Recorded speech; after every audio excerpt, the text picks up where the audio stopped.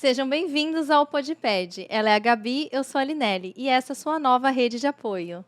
Hoje no nosso podcast nós temos uma convidada muito especial. Ela é conhecida como Dani Parteira. Nós vamos conversar um pouquinho sobre parto humanizado. Muito obrigada, Dani, pela sua presença. E eu queria que você se apresentasse para as pessoas que ainda não te conhecem. Eu que agradeço o convite super legal para falar de um tema que eu amo falar. Meu nome é Dani, sou parteira, enfermeira e obstetriz. Me mudei recentemente para Santos em 2019 e desde então tenho atendido aqui na Baixada Santista partos humanizados hospitalares e os domiciliares, além de ser parteira no SUS. Então é com muito carinho que eu estou aqui e bora falar de parto humanizado, certo? Isso aí. Isso. Esse termo que hoje em dia é tão falado, né, o parto humanizado. O que seria um parto humanizado? O parto humanizado, dessa forma como ele ficou conhecido, ele acabou caindo naquela velha mania assim, que o brasileiro tem, de resumir as coisas e de meio que colocar tudo numa caixa só. Então, para a grande maioria das mulheres, o parto humanizado é sinônimo de parto com música, com flores, com luzinha no teto, uma equipe completa. E aí é importante mesmo a gente estar aqui conversando sobre isso para que as pessoas possam entender que não, que o parto humanizado não é isso. Que isso sim é importante também, faz parte exatamente do ambiente, né, da ambiência daquele trabalho de parto, daquela família, mas que parto humanizado, na verdade, ele é muito mais complexo e muito maior do que isso. Então, quando a gente fala de parto humanizado, é legal a gente pensar nos três, digamos assim, num tripé, em três fatores que são muito importantes e que precisam ser respeitados para daí sim a gente dizer que essa mulher está tendo um parto humanizado, que essa família está tendo um parto humanizado. O primeiro deles, que é o mais importante, é a autonomia.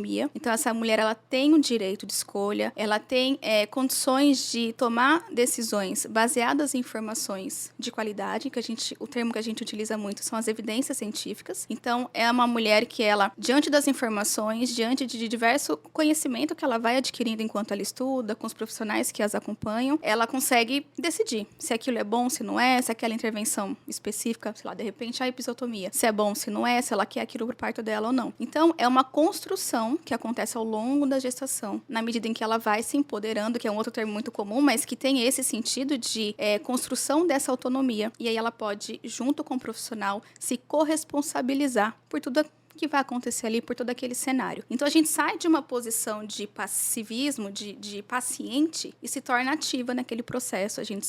A mulher se torna dona daquele parto, porque ela é, de fato, dona daquele corpo, ela que vai passar por aquela experiência. Ela que é a estrela ali do momento. Exatamente. Né? Então, esse é o ponto mais importante. Depois disso, a gente tem a medicina baseada em evidência, ou seja, todos os profissionais que estão ali, ao lado daquela mulher, trabalhando em conjunto para, digamos, aproximá-la o mais pertinho possível desse parto que ela tanto sonha, são profissionais que trabalham com a medicina baseada em evidência, ou seja, consideram os melhores estudos, as melhores evidências, e não somente a sua opinião pessoal, que é conhecida como opinião do especialista, né? Então, não vale eu fazer uma coisa porque eu, Dani, acredito que é o correto. Eu tenho sempre você gosta, simplesmente. Ou porque eu tô habituada, porque é minha rotina, porque eu faço isso há tantos anos, que é uma coisa muito comum no Brasil, né? Essa coisa da experiência profissional contar como única fonte de saber e de conhecimento. E aí, o profissional que ele usa a medicina baseada em evidência, então ele consegue oferecer para essa mulher um cuidado muito mais seguro, um suporte muito mais seguro e de qualidade de fato, e livre do seu fazer pessoal. Né? Então, são decisões muito mais, digamos assim, justas e qualificadas. Depois disso, a gente tem a questão da equipe multidisciplinar, ou até mesmo já outros termos falam de interdisciplinaridade. É quando você tem vários profissionais cuidando dessa mulher. Cada um com o seu olhar, cada um com a sua área, né, específica. Então, de repente, uma psicóloga, uma fisioterapeuta, a médica, a pediatra, a obstetra, né, e pediatra, a parteira. Então, são vários olhares, vários profissionais olhando para essa mulher, porque a gente é muito complexo. O ser humano é complexo, então não faz muito sentido um único profissional conduzir tudo, sendo que você pode dividir isso. Exatamente, né? E com certeza multiplicar. Muito mais. Exatamente. Então, esses são os três pilares do parto humanizado. Então, quando a gente respeita esses três pilares, a gente pode dizer que sim, que essa mulher tem um parto humanizado, ela está tendo uma assistência humanizada. Então, se a gente for pensar, por exemplo, no hospital do SUS, super afastado, que não tem infraestrutura nenhuma, dessas todas que a gente acha que é importante, como eu disse, a luzinha no teto, enfim, mas que ela recebe uma assistência baseada nesses três cuidados. Então, ela recebe uma assistência baseada em evidência, ela tem ali, claro que de acordo com a infraestrutura dessa instituição, vários profissionais cuidando, e a opinião dela, a decisão, a sua autonomia, o seu direito enquanto dona e protagonista é respeitado. Assim como a gente pode ter tudo isso no hospital particular, mais bacana, com uma super infraestrutura, né, etc. Então, assim. E, ao mesmo tempo, acho que todo mundo viu, saiu na mídia recentemente, o caso daquela Blogueira. Da influenciadora, blogueira, né? da influenciadora, que mostra muito pra gente que ela tinha tudo do Foi bom. num De uma particular, boa né? infraestrutura, né, que a gente pode pensar. E ela teve o oposto do que a gente espera para um parto humanizado. Então, acho que esse caso, não só, claro, relacionado à violência obstétrica, mas também trouxe à luz nesse sentido de mostrar que, gente, parto humanizado não é só música, flores, fotos bonitas de parto, etc. Ele é muito mais do que isso. Vai O muito parto mais além. humanizado ele não precisa necessariamente ser um parto normal. Exatamente. Às não vezes a paciente necessariamente. acaba evoluindo para um parto cesárea e tem o mesmo cuidado do parto normal, as mesmas coisas, direito de acompanhante. O pele a pele, Pele a né? pele. Na primeira hora, exatamente. É essa a ideia. Não é a via de parto, né? Por onde esse bebê vai nascer, mas é como toda essa assistência está sendo oferecida, como foi esse caminho construído durante a gestação. Então é muito maior do que só se nasceu via alta ou via baixa, que a gente fala, né? Isso. Normal ou cesárea. E você faz também um acompanhamento com algumas gestantes antes do trabalho de parto, tipo, desde quando começou a gravidez. Sim. Você já faz um trabalho com elas explicando como que vai ser o trabalho de parto, o que que pode acontecer, o que não pode, como que é esse acompanhamento? Sim. Enquanto plantonista do SUS, a gente sabe que não dá pra gente fazer isso. A gente acaba recebendo a demanda que o serviço vai trazendo e eu como plantonista de centro obstétrico, a gente fica muito mais restrita ao parto. Agora, enquanto parteira autônoma, né, enquanto parteira que atende essas mulheres também no particular, tanto para parto domiciliar planejado quanto para o hospitalar, uma das coisas que a gente mais prioriza é exatamente esse acompanhamento a longo prazo. Tanto que se a gestante chega, sei lá, com 36, 37 semanas, a gente pensa 2 vezes se vai dar conta ou não de assumir, de construir essa história, porque não tem tempo. Porque é muita informação que você tem Muito. que passar para a pessoa, Muito. tem que ter É um tempo realmente- para ela assimilar, Exatamente. estudar e formar a opinião própria, né? Exatamente. É realmente uma construção, é realmente estudar juntas, conversar, ajudar na construção do plano de parto, enviar materiais de qualidade, artigos, manuais do Ministério, tudo que a gente tem acesso para que essa mulher vá estudando, vá tirando suas dúvidas. E não só a mulher, né? Aquela outra pessoa que está ali enquanto par O com ela. acompanhante, né? Seja quem for que esteja ali, o acompanhante. Então, para essa dupla que vai estar lá junto no parto, juntos, irem construindo esse caminho. Então, as consultas de pré-natal são muito importantes, mas mais do que isso, as consultorias, que é como eu chamo, que é quando são momentos de encontro mais voltados para a educação perinatal e não tanto para a consulta de pré-natal de fato, medir barriga, ver pressão, escutar o neném, porque muitas vezes ela chega pra gente com o desejo de ter um parto normal, de ter uma experiência, e na maioria das vezes elas usam esse termo menos violenta, ou porque tem medo de ir pro SUS, porque escutou histórias horríveis, quem nunca, né? A história da prima, da vizinha, que aconteceu alguma coisa horrorosa no parto, mas ela viu também um vídeo super bonito de parto humanizado, então ela quer saber como é que é isso. Então, a grande maioria das mulheres que chegam são mulheres que estão bastante cruas nesse sentido, que têm esse desejo, mas e não sabem qual é o próximo Tem a passo. insegurança de Qual é não o saber caminho. o que a espera durante o parto. Exatamente. Tudo E o mais. que é de fato escolher ter um parto normal, escolher ter um parto humanizado num país como o nosso, que é um país super cesarista e que a gente sabe que não favorece, né? Que não ajuda essa mulher a viver esse processo. A gente não tem casas de parto em cada cidade, a gente não tem parteiras disponíveis. Então, assim, o Brasil ainda está nesse processo de construção. Acredito que está caminhando, né? Pra isso. Melhorou Tá bastante. Melhorando, De quando eu me formei em 2009 até hoje, eu já percebi, assim, um crescimento muito importante. Talvez eu não veja, talvez a minha filha, né, as nossas consequências aí, os nossos bebês possam poder ver essa nova transformação, porque acho que ainda tem um chão, acho que o Brasil ainda tem bastante chão para percorrer nesse sentido. Mas, enfim, a consultoria, ela tem esse foco de educação mesmo e ajudar a mulher na construção desse caminho. Muitas vezes elas entendem e acompanham e entendem todo o processo fisiológico que vai acontecer, riscos e benefícios de todas as intervenções, por que um parto normal, por que não uma cesárea eletiva, agendada, e elas se mantêm e conseguem realmente construir essa autonomia.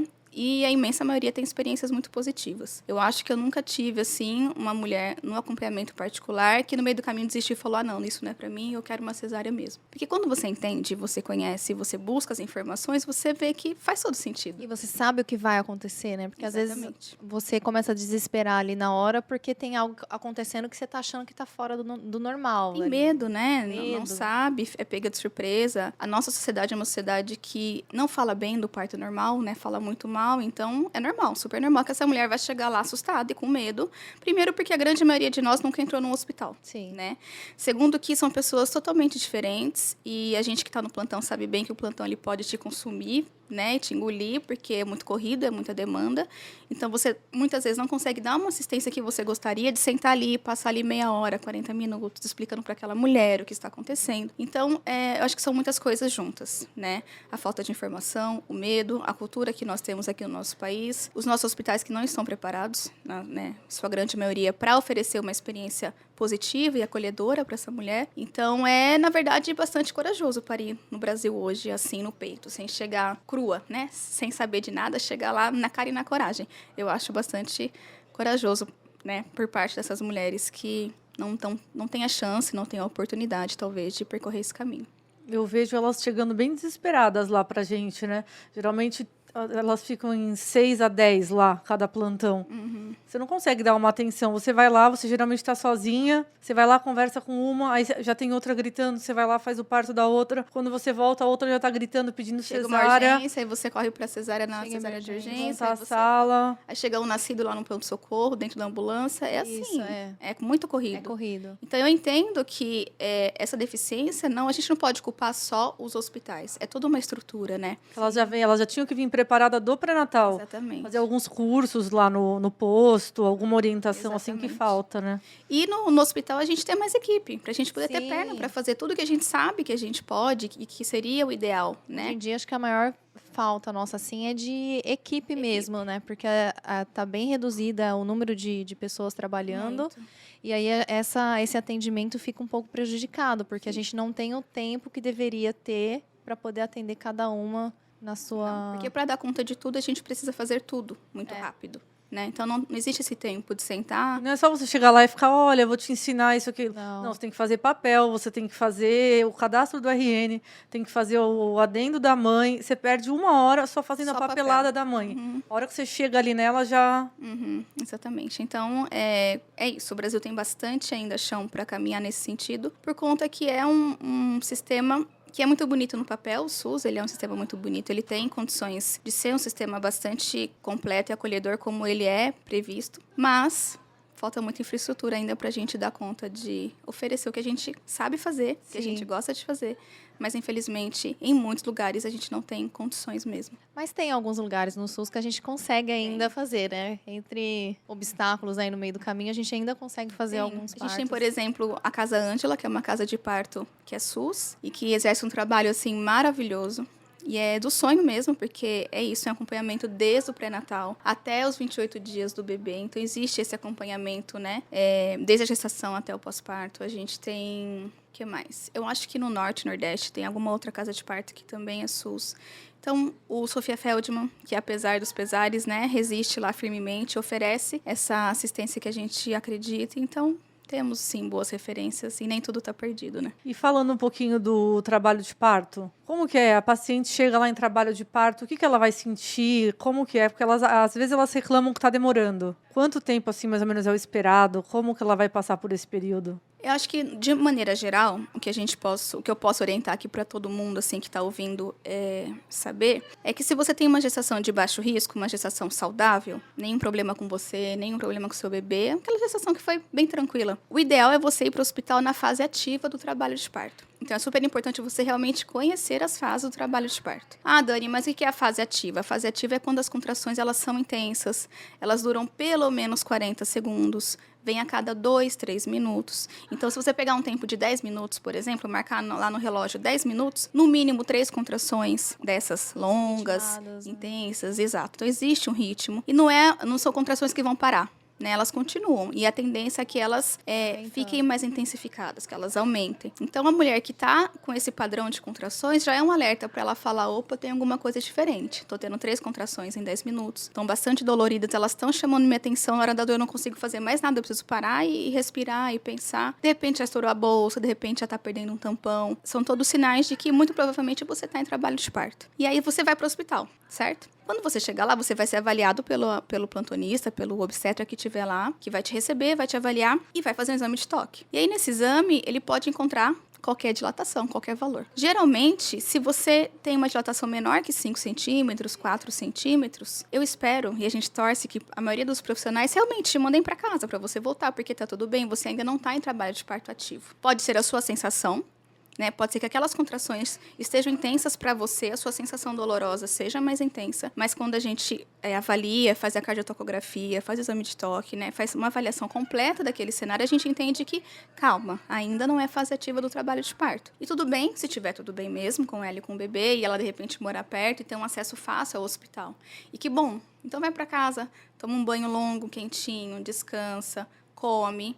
E observa, vê como é que o seu corpo vai se comportar. Se intensificar, se ficarem mais longas, tudo bem, volta para o hospital para ser reavaliada. Porque, de repente, pode parar. E se parar, significa que você estava numa fase que a gente chama, que na verdade uma fase do trabalho de parto, é uma fase que antecede, que é o pródromo, que é o falso trabalho de parto, que engana muitas mulheres. Sim. Né? Mas se você estiver numa fase ativa, então você já vai ter uma dilatação maior que 5, 6 centímetros, essas contrações vão continuar ritmadas e você vai ser internada para daí, então, poder passar seu trabalho de parto, viver esse momento dentro do hospital, se essa foi sua escolha, se esse é o seu planejamento. Em questão do acompanhamento, que você falou que faz as consultorias e tudo mais, você faz também esse acompanhamento do bebê após o nascimento ou só no trabalho de parto? Não, só no trabalho de parto. Enquanto parteira, né, enquanto enfermeira e obstetriz, a gente teria respaldo para acompanhar. Claro que em conjunto com o pediatra, assim como a gente trabalha em conjunto com o obstetra. Sim. Ninguém trabalha sozinho. Os primeiros 28 dias. Seria até aí, digamos assim, a minha capacitação e minha direito de trabalhar. Quando a gente está num parto domiciliar planejado, que o bebê nasce e está sob a nossa assistência, a gente tem toda a capacidade, todas as formações de urgências e emergências neonatais para cuidar daquele bebê, caso ele precise, caso ele necessite de uma reanimação, por exemplo, após o nascimento.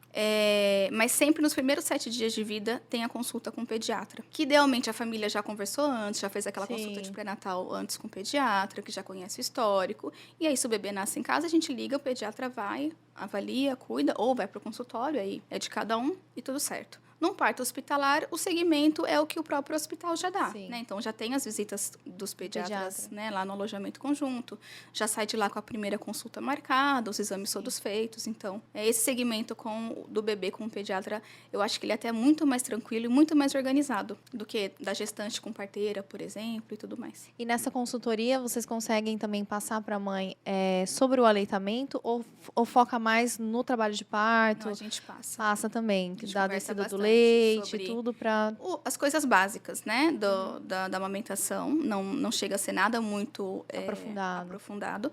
É o básico. E, inclusive, na minha equipe, eu tenho 2 consultoras de amamentação. Ah, legal. Então, na hora que a coisa aperta, são elas que socorrem as mulheres e vão lá ajudar, porque a gente sabe que a amamentação é um outro mundo, né?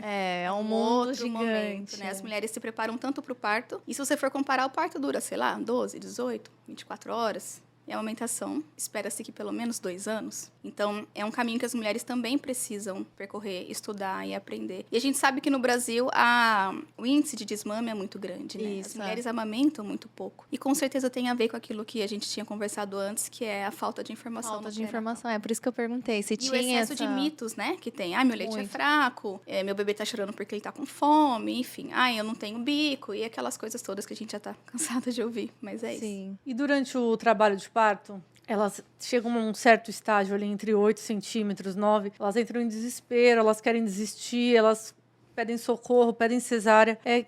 Qual a orientação assim, que você costuma passar? O que elas podem fazer para tentar amenizar essa dor? Tem alguma coisa que vai aliviar ou só o bebê nascendo?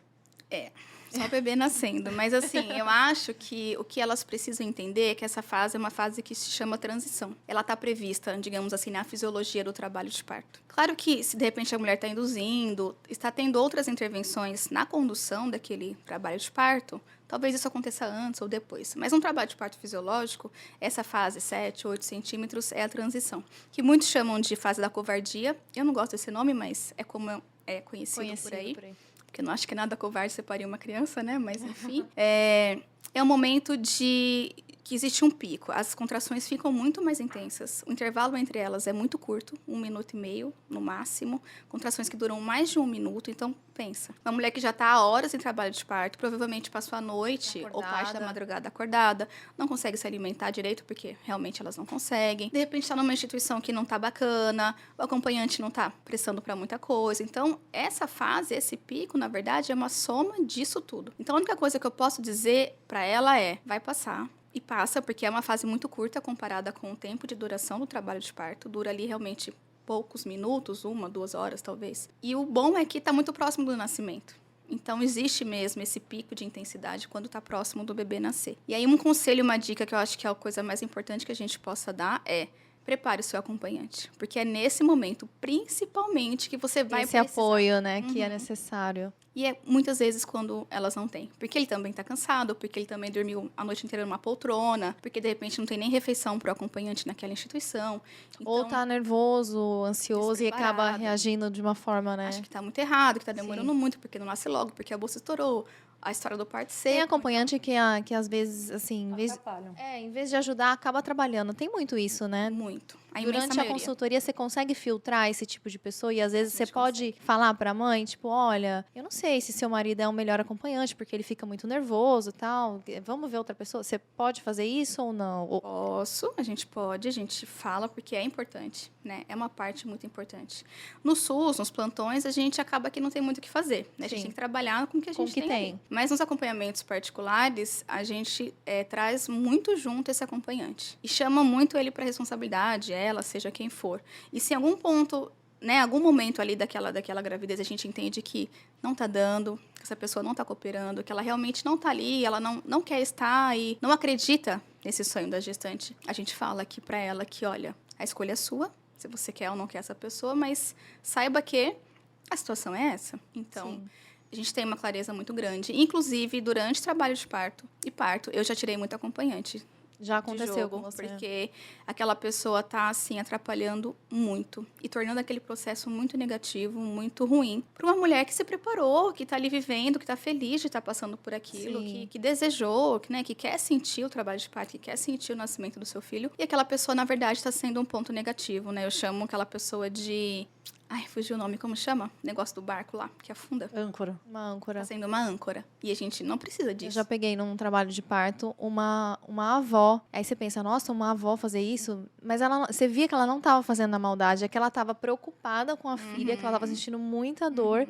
E ela começou a se desesperar tanto que aí a filha viu a mãe desesperada e começou a se desesperar. Daí a obstetriz pediu para a avó tomar uma água, tal, tudo mais. E aí depois que a avó saiu para tomar a água, a mulher começou a se acalmar e foi melhorando e tudo isso, mais. o É parto- incrível como influencia, né, o Exatamente. acompanhante. O parto é muito sutil, né? Ele é muito sutil. Ele é um evento totalmente fisiológico e orgânico. Ele é visceral, realmente. E ele é comandado pelos hormônios. E aí a gente tem a ocitocina, que é o hormônio do amor, que todo mundo conhece, Sim. sabe que... E a gente tem a adrenalina.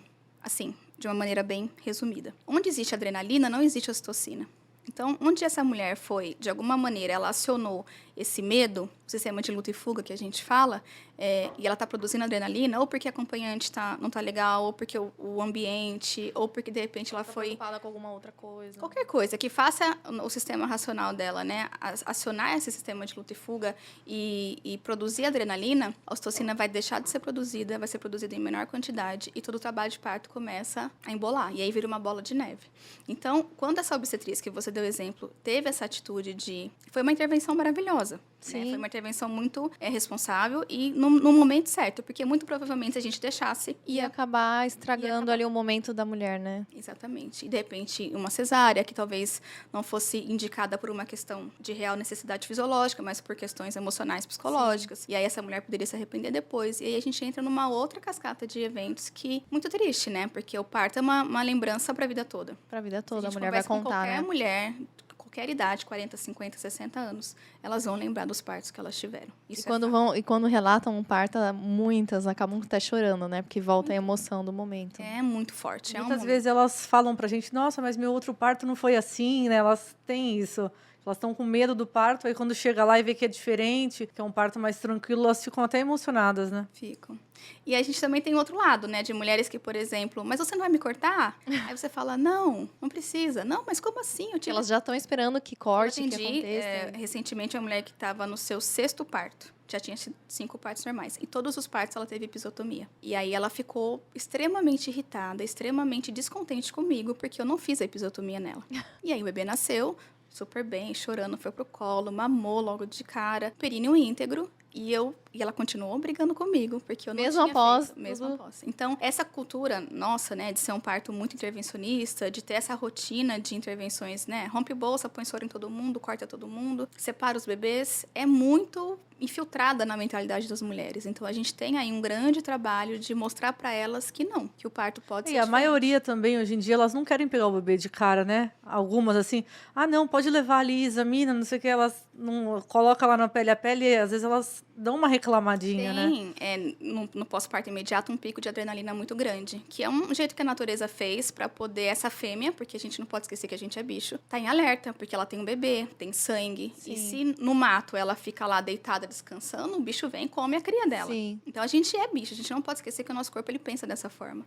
Então no pós-parto tem um pico de adrenalina muito grande que é para essa mulher e o bebê, porque essa adrenalina passa para ele, fica em alerta. Então que a gente vê isso, o bebê chora, fica com o olhão aberto procurando, já vai mamar, a mãe fica eufórica, dá até aquela tremedeira que elas têm depois do parto normal. É esse o momento. Então muitas vezes elas estão nesse êxtase, então elas não conseguem muito Assimilar o que está Assimilar o que tá acontecendo. Parece que elas acontecendo. ficam, né, ali. A gente espera um pouquinho, acolhe o bebê, dá esse tempo que ela precisa, que ela vai receber, que ela Às vai vezes vai pegar. até pro colo do acompanhante, né? Até a mãe muito se, legal se, isso. se Isso é muito estabilizar. importante.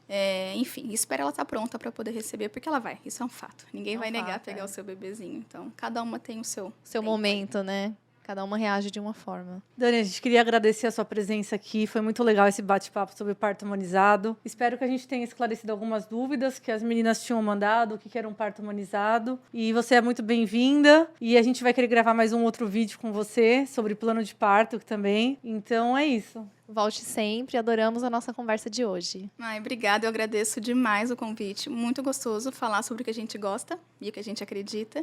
E eu espero que a gente possa ter ajudado aí mais mulheres a terem mais informação e a conquistarem um parto bacana, E seguro. onde que as pessoas podem te encontrar no Instagram? Tem o Instagram, que é @dani_parteira. E lá vocês me acham todos os dias. Muito legal. Obrigada, pessoal. Obrigada. Tchau, tchau.